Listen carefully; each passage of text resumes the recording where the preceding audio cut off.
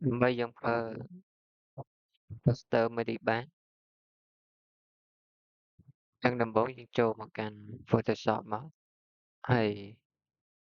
យើងវាថា new file មកអានេះយើង fill វីដេអូ10:8 resolution វាយក300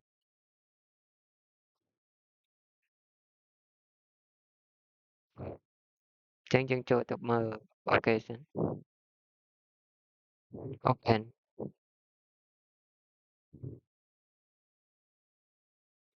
បើកមក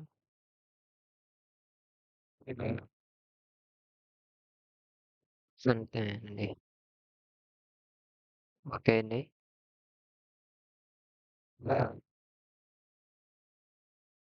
អូខេដាក់មកផង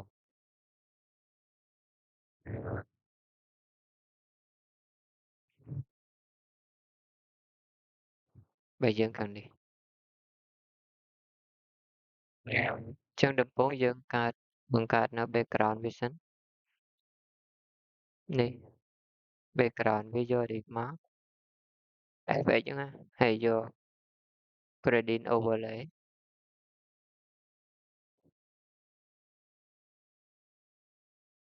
នេះចេញហើយអានេះពណ៌គេរាងសក្រហមនេះมันជាក្រហមភ្លឹងទេអញ្ចឹងយើងបោយក្រហមដែរមកក្រហមនឹងសវិញចេះអូខេមកចឹងយើងបាន background មួយហើយបន្ទាប់មកយើងគូរនេះយើងប្រើ tool មួយនេះមួយថា ellipse tool ចឹងមុននេះយើងដាក់ក្រិតវាសិនទៅស្រួល design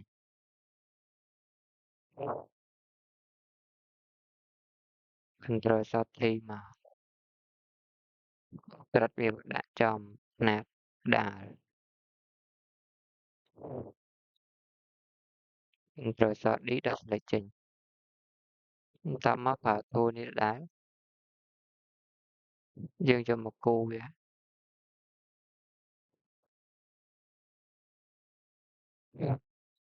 ណែ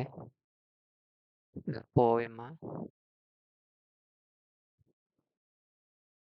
ដាក់ចោលសិនណា stroke វានេះបិទទៅអូខេ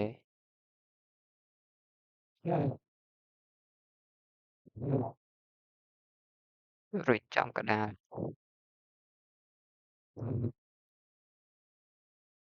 អញ្ចឹងរបស់គេជា gradient ដែរយើងលេខពណ៌ដែរមកយើងលេខបានចេះនេះ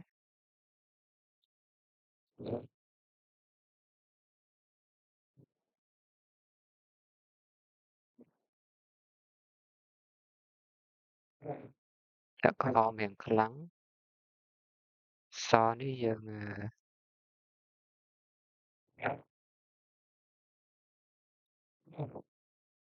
ដូរពណ៌ក៏បានដាក់ចេះក៏បានអូខេមក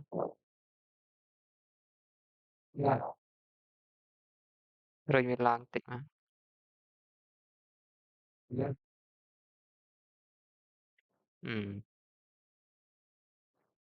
តោះមកយើងគូរអានេះមួយទីមកអ្នកចូលនេះ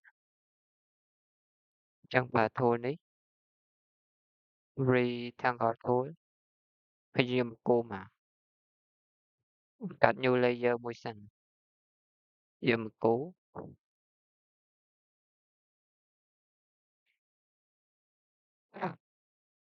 ប៉ុណ្ណឹងមកហើយ fill វាយើងដាក់ពណ៌ចោលសិនហើយ stroke វាបិទចោលយកបន្ទាប់មកអានេះដាក់ gradient ដែរពណ៌វាទៅស៊ីគ្នាហើយ ក៏មិនយើងអូសអា layer ខាងលើហ្នឹងមកខាងក្រោមវិញអញ្ចឹងហើយ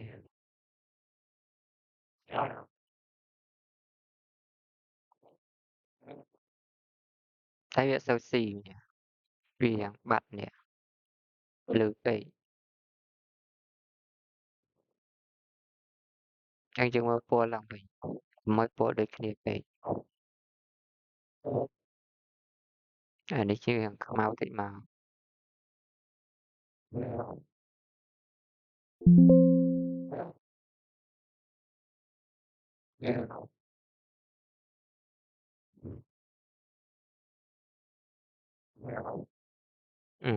ហ្នឹងក៏បានដែរ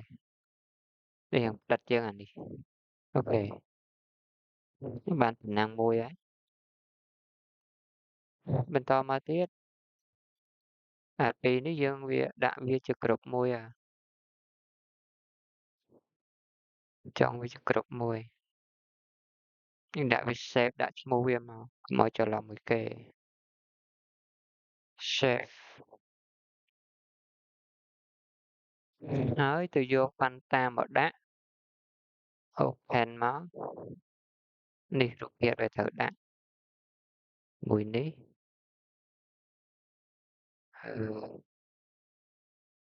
នេះហើយ open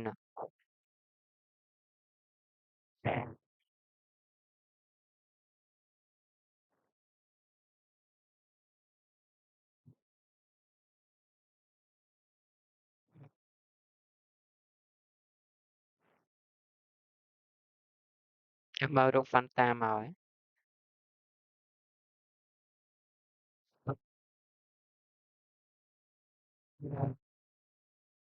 អានេះឲ្យយើងនេះទេតែសល់វាចេញសិនអញ្ចឹងវាឲ្យដោះទាំងអស់វាជាប់សោអញ្ចឹងចូលលើ layer ហ្នឹងមកកាន់ image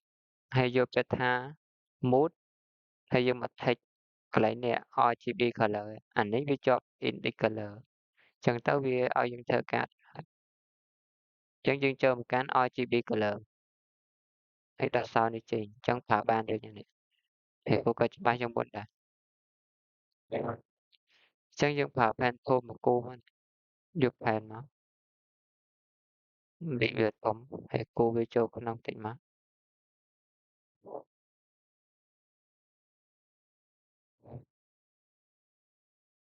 លើខាងលើនេះនេះគូរវាចូលក្នុងតិចមកដើម្បីឲ្យឃើញកុំឲ្យឃើញអា background សចុច Control ចុះដើម្បីថយវា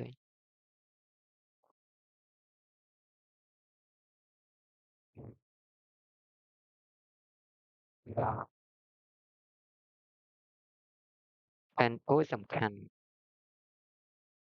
ចឹងប្រើយូរទៅវាស្នឹកដៃទៅដល់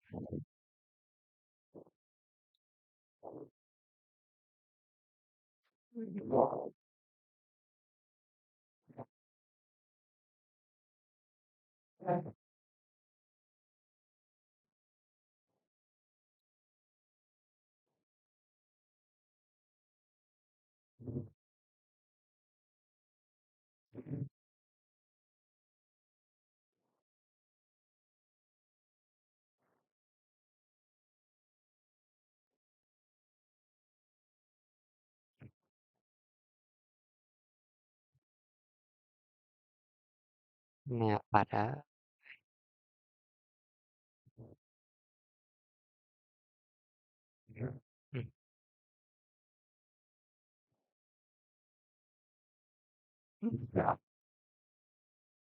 ចូលលើវាចុច mouse ស្ដាំមកហើយយក Make Selection ហើយអូខេមកប្រើ Move Tool ចាប់ Move វាមកដាក់នៅទៅណាបាត់ហើយអានោះមិញ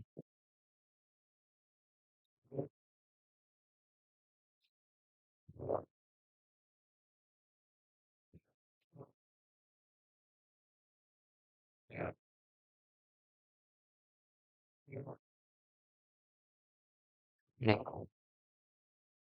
cái mùi á, lên đi.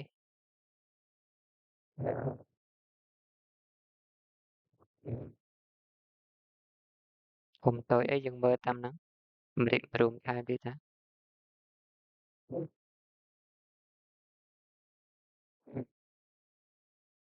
Bên này,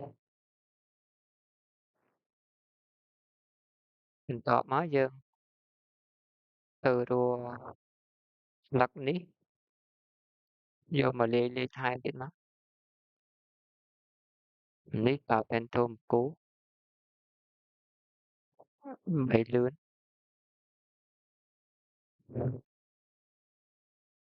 mấy selection viên má. Bên đấy hay vô Tonic Magic Eraser Tool má. Ở lớp viên má, ở hay, xa đấy. Bên nắng, mood tool, lên đi, xong việc tội má. Dạ.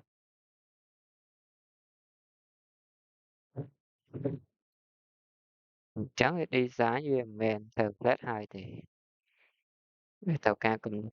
nông ca design cái cho nào vì tha design cái ca đi chồng chắc bên năng sao mới giờ mà vô anh đi hái dân lúc trái là ai kê cho cả chẳng thế rồi chẳng rồi vía chỉ chầm nạch trẻ chẳng dân sờ lạnh với ná vô mùi đông hoạt đạn khỏi nè điều họ vô mùi ní cooler vía má rồi nông cô gõ ở bên trả đài dân vây ô rang mới chơi nhảy qua hè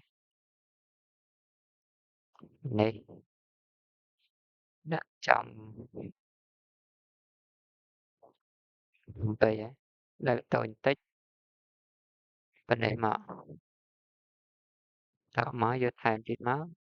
rồi ní rồi sau đi đó sẽ là chính giờ một cô lâu về má một thôi chào việc đã lên đi control sao thấy thấy chào việc đã lên đi mình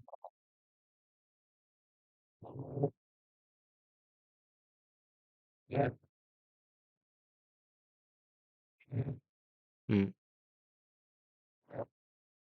Đó mới giờ từ hồ rồi đã thêm tiếp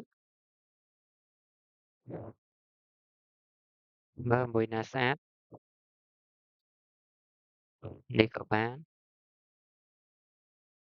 rồi sau đi đó sẽ là chính sánh giờ mới đi các bạn đây nè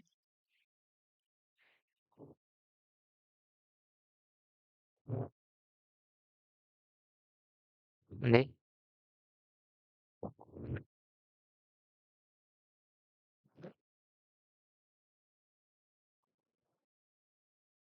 chân từ lọ bia bánh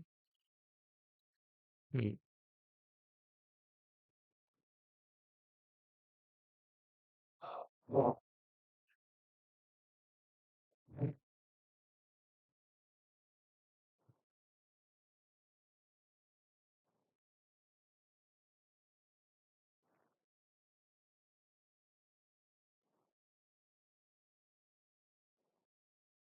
Đã anh ấy cái xa đây nè giờ mới đi với nha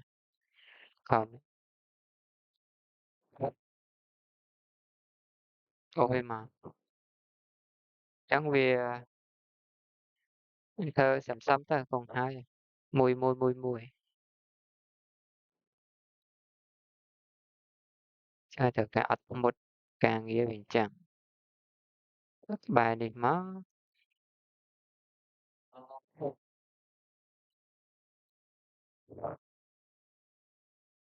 ừ. Sẽ đã đang khó mà nè hay mùi ní có đã khó này làm vậy cái đà ní dân khơi tới viên đâu môn kề bình nắng ní dân lại về làng tỉnh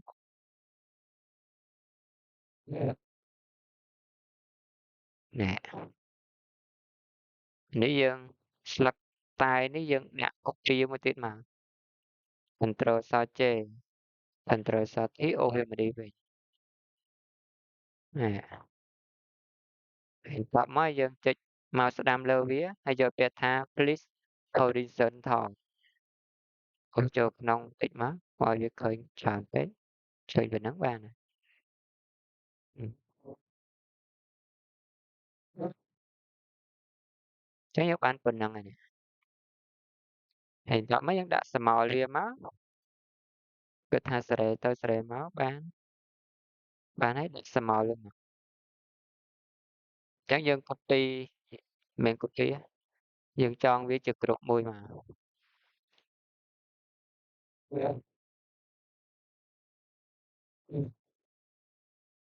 nó được thực tiện thực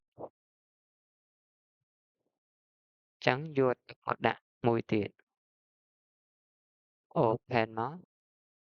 trắng thực viên độc năng cô có dùng vây bịa thà ở water từ water overlay chính đại hải anh đi xa tại đà nó thì họ lên cho một canh cô gõ mà hay dương mà vây tức mà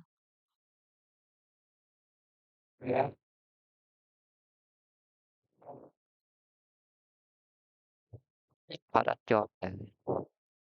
nên cô gọi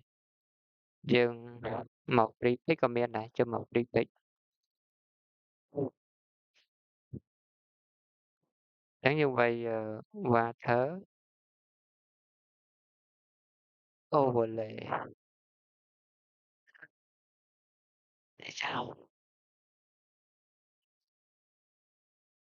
mình sợ này một cái việc nói việc ao dân Việt lục tình Việt này rồi đi ấy này sẵn sát ta bên ấy đi ấy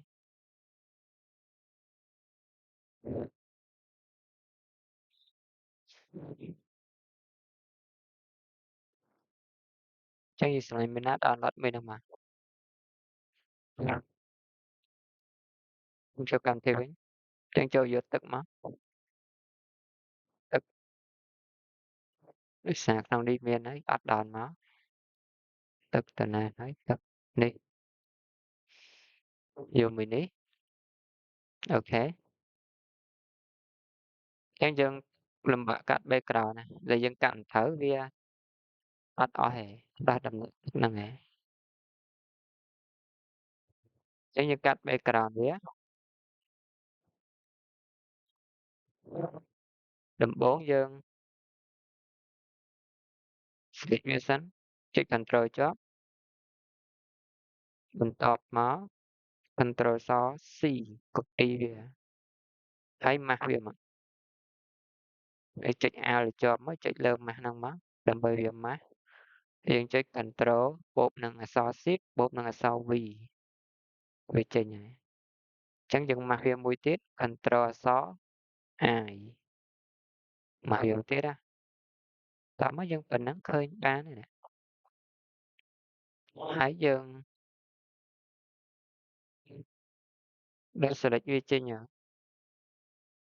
control số đi mà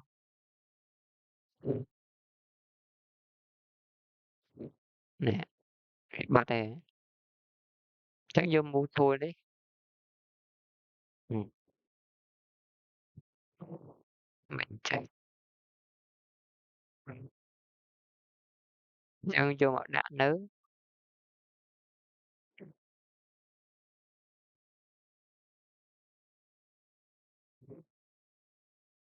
ở đây ở đây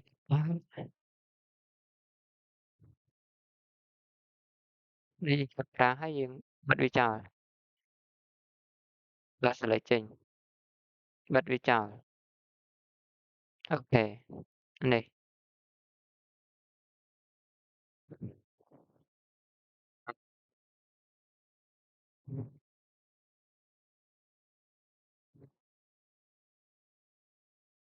người mà còn đi nữa ok mua nhưng màដាក់នៅក្នុង advert របស់យើងចូលណា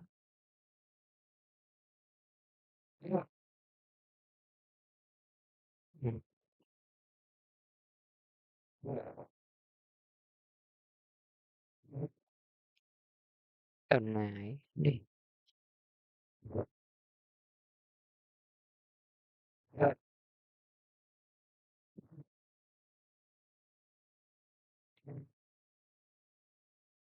មិនចេះ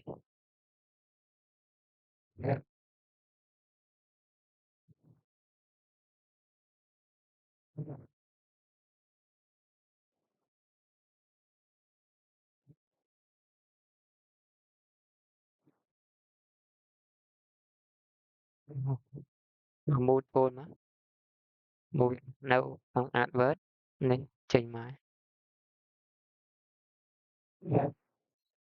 សួងវាតូចវិញ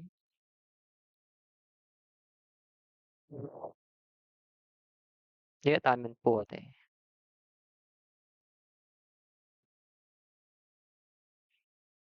វាបកង់ចោលទៅម៉ាស់វាមកកុំឲ្យឆ្កេឆ្កាក់ច្រើនពេកយកប៉នេះមក Ctrl Shift J មកដើម្បីយកវាទៅលើបិទភ្នែកវាចោលអូយតើនេះ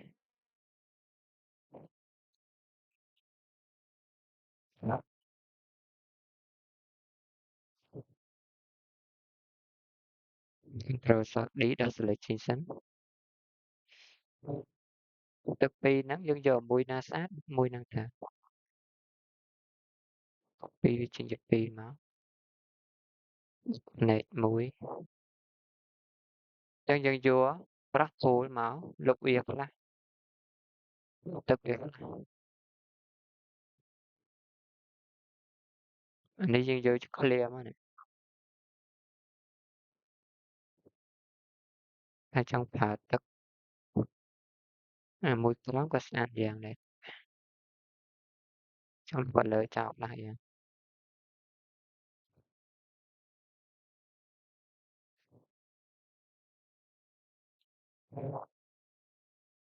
នេះដាក់ពណ៌វាផងពណ៌វា color overlay មកអ្នកវាចេញពណ៌ទឹកឯហ៎សស្គូសតែយើងដាក់ពណ៌ក្រហមក៏បានពណ៌នេះក៏បានពណ៌នេះក៏បានក្រហមមកពណ៌សក៏បានអត់ជាបញ្ហាទេពណ៌សក៏បានដែរ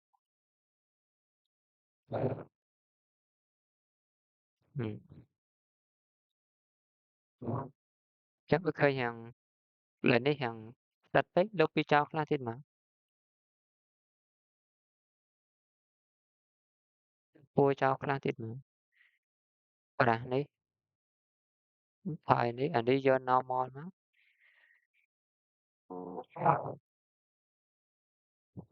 វាឲ្យយើងយក normal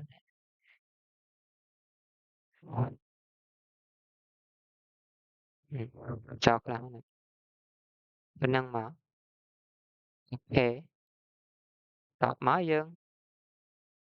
ដាក់វានៅក្រោម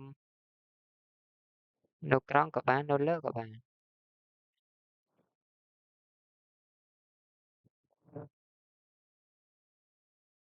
ដាក់វានៅលើប៉ុន្តែនេះទៅចុះនេះប៉ុណ្នេះក៏បានដែរនេះអញ្ចឹងធ្វើវាតូចវិញ Ctrl Shift T ចុចសៀវបញ្ចប់មកនេះ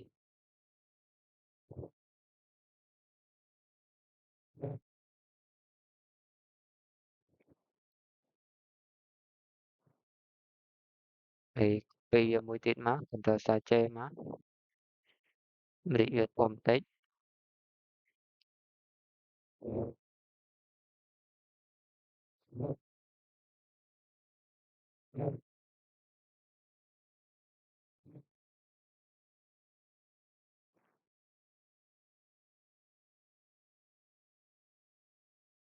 ừm,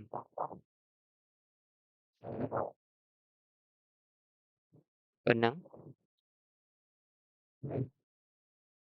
នេះយើងដុតចោលបានដែរប្រើវាដល់ពេលយើងដាក់ស្រមោល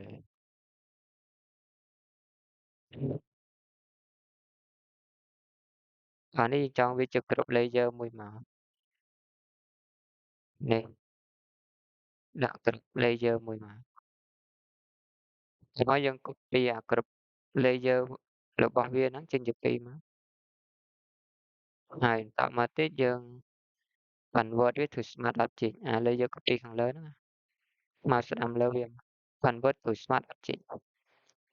ដើម្បីធ្វើស្រមោលវាតាមមិនចុចលើលើហ្នឹងចុច Ctrl+Alt T ហើយចុចមកស្ដាំលើវាយកថា Place Vertical ហើយអូសវាមកក្រោមមកបានប៉ុណ្ណេះចានេះដាក់ក្នុងក្រោមវាវិញហ្នឹងហើយបានចឹង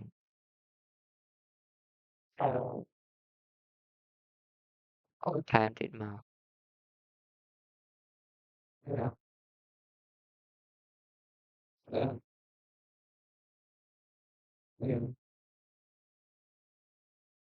ចឹងខ្លះយើងត្រូវលុបចោលខ្លះដែរ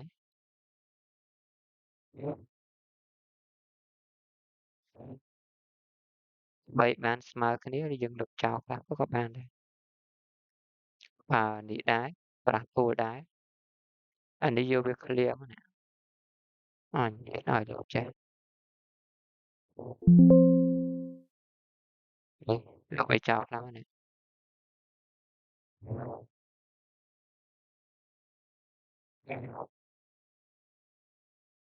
អូខេយកភ្នែកវាឡើងវិញមក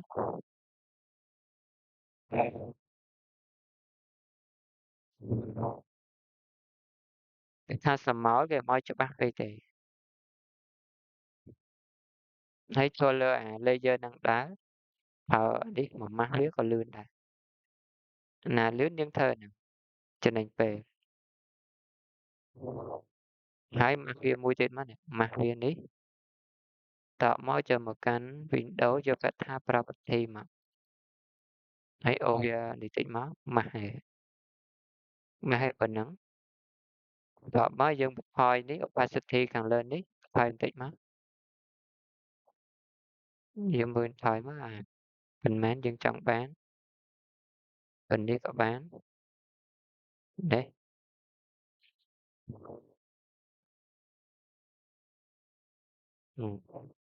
ប៉ុណ្ណឹងបានដែរអូខេអញ្ចឹងយើងបាន reflection ហើយអូសវាឡើងតិចមក reflection យើង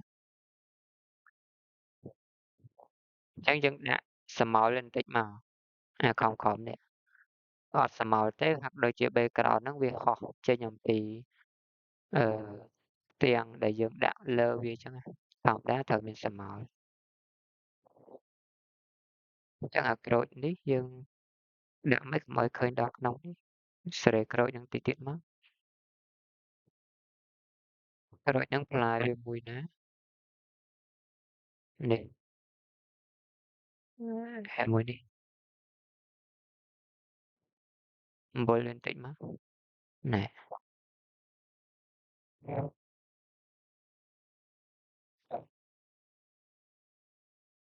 បន្តិចអូខេ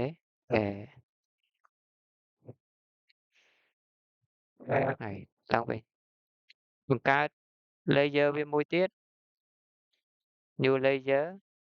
យកតាធូដដែលមកដាក់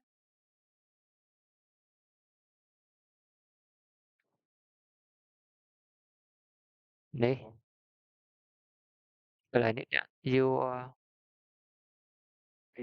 ចុចថា normal ទៅណាបាត់ហើយ background has color យកពាក្យហ្នឹង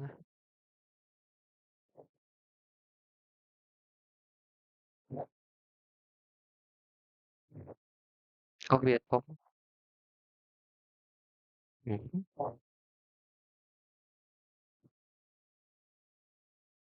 មិនចេះនេះ តិចវាមកហើយ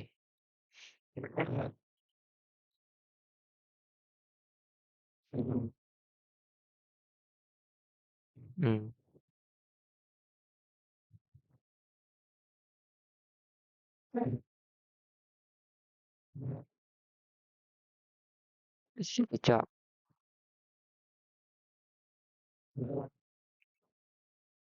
រួចបន្ថែមទៀតនេះ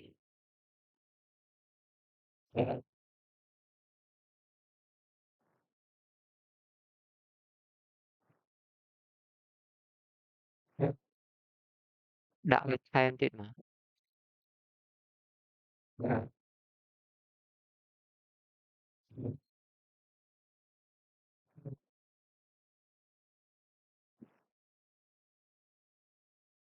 នេះយើងផាសុធីវាឃើញបាត់ខ្លាំងពេក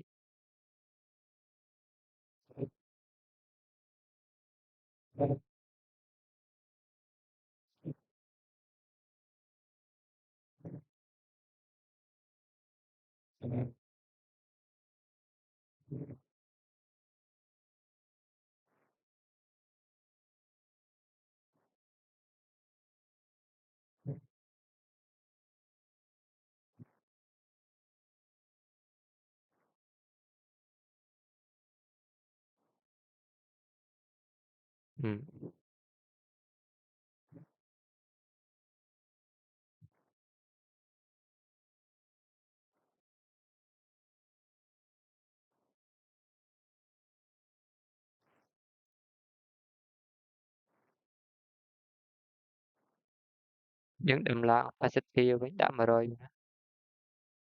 ណែស្អាតវិញហើយ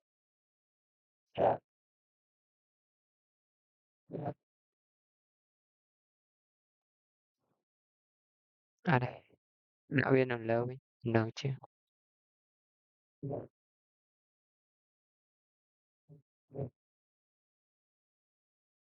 មួយណាគេអញ្ចេះ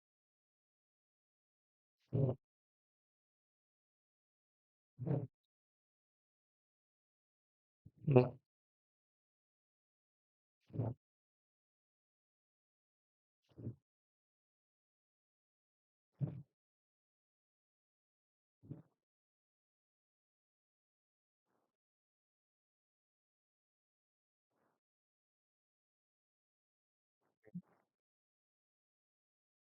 សេរីថែមទៀត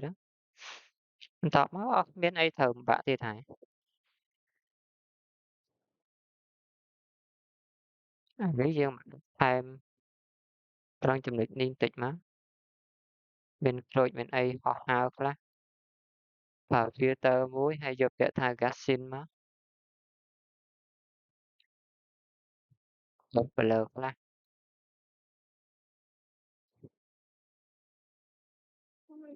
បន្តិចមកធំពេកពីមួយទៀតមកដាក់ខាងនេះខ្លះទៀតបាយវាវិញអូនបន្តិចមកឲ្យពេញគ្នាអញ្ចឹងទៅហើយបាត់ហើយបន្ទាប់មកយើងមកធ្វើដាក់តែអក្សរទៅមានអីទៀតសរសេរអក្សរមក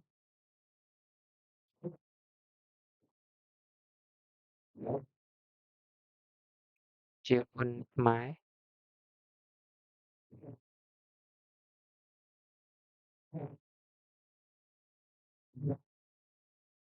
ដាក់គ្រួសារអូអានដប់ប៉ុណ្ណោះ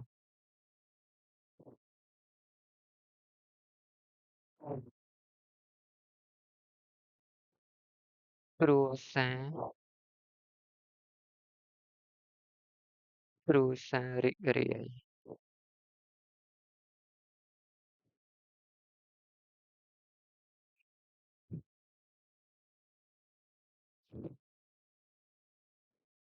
ហើយប្ដូរផាន់មកបើប៉ុនអីនេះក៏បានពីមួយទៀតមកអក្សរចេ ជាមួយនឹងFanta ជាមួយនឹងប៉ុណ្ណឹងពីមួយទៀតអូខំយើងដាក់ Fanta មកអង់គ្លេសវិញសេសធំហ្មងតើ Fanta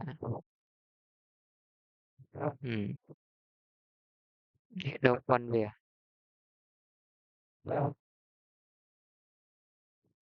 នេះហ្មងឲ្យយូរ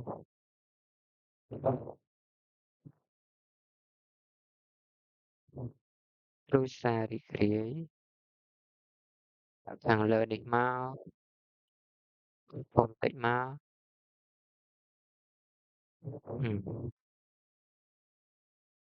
ជាមួយនឹងដូចបានហើយកន្លែងនេះរៀបវាមក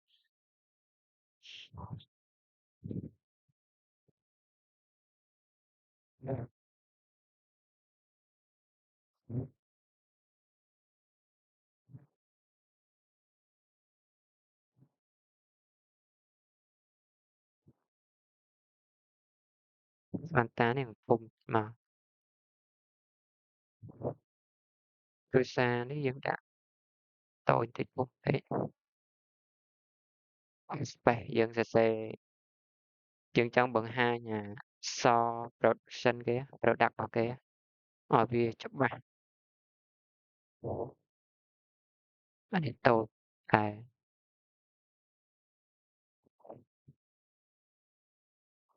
Fanta ឲ្យឡើងលើវិញ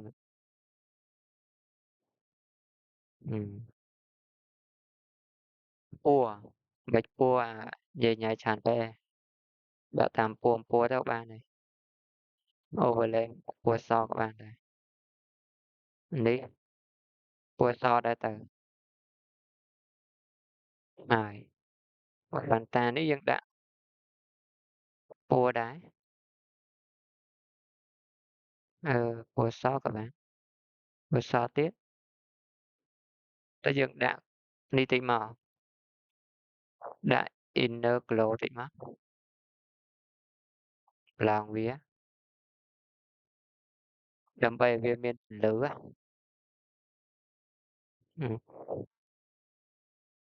រ៉េងអានេះអាវ glow អាវ glow វាមានពន្លឺនេះណយ opacity វា size វាយកតាមនេះណាណយវាមិនយកខ្លាំងពេកទេបានហើយប៉ុណ្ណឹងក៏បានដែរអូខេចឹងតែអក្សរវាยังមានពន្លឺខ្លះមុននឹង Fanta បន្ទាប់មកយើងមកយកដាក់ចូលឆ្នាំតិចមកហើយមានទុងមានអីហ្នឹង frame ខ្មែរ frame ខ្មែរនេះយើងនេះមកតដាក់ទុងមកបើទុងនេះក៏បាន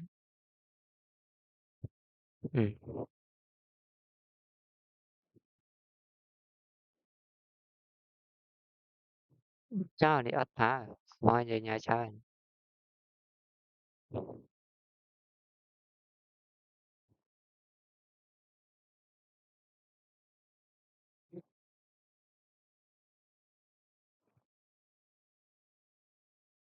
ប្រើដែរ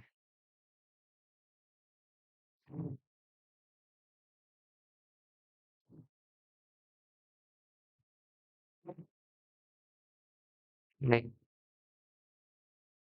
មកវាដាក់លើវត្តរបស់យើងចោលដែរមកនេះមូដែរមក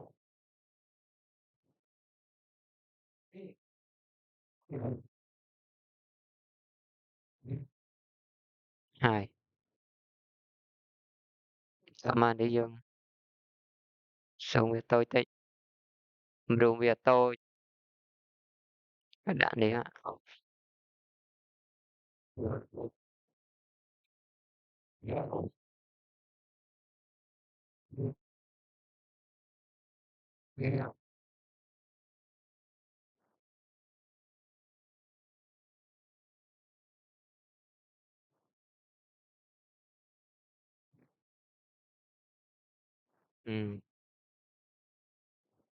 នេះ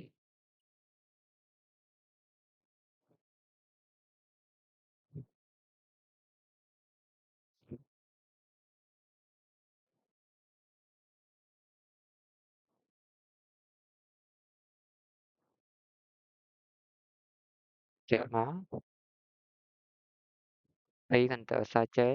ក៏ឧស្សាហ៍ធីអូសវាមកនេះបាយវាវិញចេញក្រៅតិច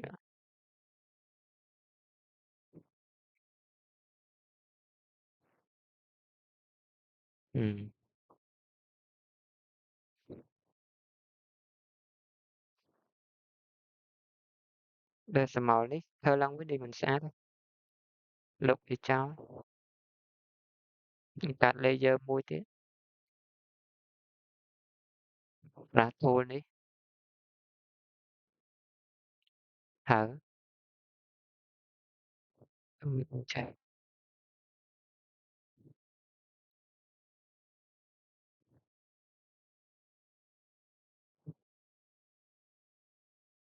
មកទេ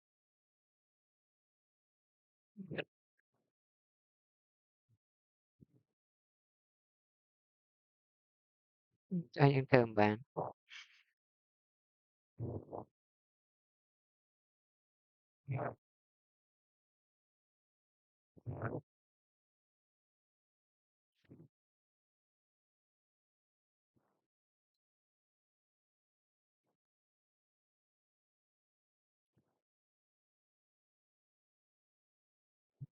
អានេះមក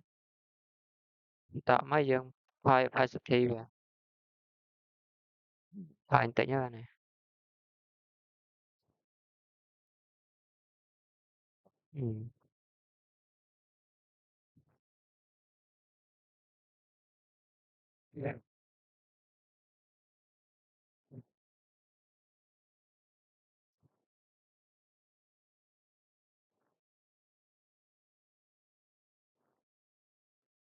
អូខេយើង plaster អញ្ចឹងរួចរាល់ហើយជាស្ថាពរប៉ុណ្ណេះងាយៗសង្ឃឹមថាធ្វើបាន